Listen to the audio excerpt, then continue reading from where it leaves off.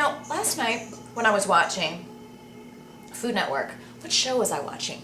I think it was Dinner Impossible. That big, huge guy. What's his name?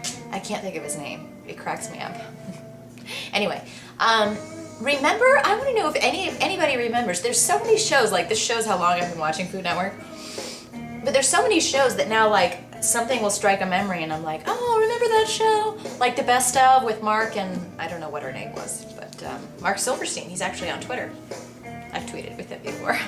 That sounds really nasty, actually. I didn't mean to sound. Anyway, so there's that, and then I remember that this was a show, and if I'm correct me if I'm wrong, this is how Paula Deen was actually discovered by, why am I forgetting his name? Big tall guy. But the name of the show, what was it called? The whole premise of the show was basically that, Gordon? Don't know the last name. Gordon, you gotta help me out here. Anyway, so Gordon and some chef, whoever it was that they chose, they would just go to some neighborhood and literally, who knows how much of this was staged, but they would show up at some house and knock on the door and say, look, we want to come in and show you how to make dinner with whatever you have in your refrigerator. And literally they would do that. And some people had a ton of stuff. It was a great house with a lot of, different kinds of meat and vegetables and whatever. And then you get to some houses and they're looking in the refrigerator like, holy mother of God, what am I going to make with some bark and champagne? That's when you call the Chinese delivery service.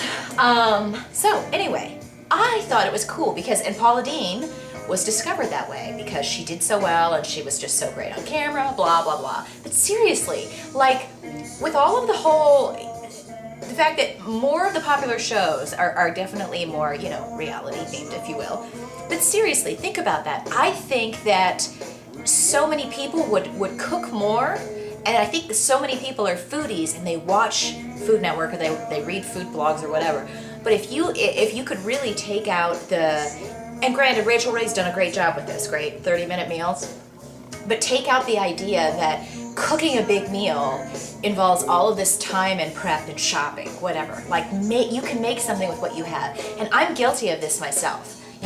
I'll look at some of my fellow bloggers and I'm looking at what they make and I'm like, how did you do that? And then some of them will even have a theme where they'll do this for 1 month and all of them will join together and say, we're only going to use what we have in our refrigerator and our freezer right now for the rest of the month to cook. And they'll make these amazing dishes. And I thought, they need to bring that show back. Because they need to just go to different houses all over the country and just say, look, it doesn't matter. It doesn't matter if you're single. They should be going to people in college that are living in an apartment, showing them how they can, stretch their dollars with whatever they have. Maybe even showing how to shop more efficiently or whatever. Maybe that's too much. But I just thought that show was so cool because people need to understand that you can make do with what you have, and that, hey, if somebody's going to come over and bring people, 4 or 5 people over for a big dinner party, it doesn't mean that you have to go out to the store and buy everything and start from scratch. I think a lot of us forget what we have in our cabinets. Just my thought. I mean, seriously, I made some soup last night. I kid you not. And I made it because my friend Sherry told me about something she was making with black beans, and I'm like, huh. And I go in and I'm looking and I didn't even remember half the stuff that was in my cabinet. Guess what? I made it. I'm not lying to you. I didn't order it. I made it and it was darn good. So I'm just saying, I think they should do the surprise factor. I think they should bring that show back, and then they should vary it. It should be like, Bobby Flay 1 week. It should be a surprise chef 1 week. Get a local restaurant chef to do it in each one of the areas. I think it should be brought back. I'm just saying. Do you guys remember? And if someone remembers the name of that show, snaps to you. Tell me the name of the show. That's it. And are you going to the New York City Wine and Food Festival with me? I bet you everything's close to sold out. You got to sign up.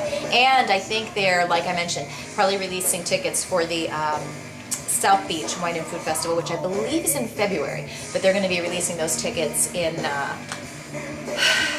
October. So if you can't make it to New York, you must join us in Miami. That's all I have to say. You guys have a great night. Tell me the name of that show. Someone tell me the name of that show.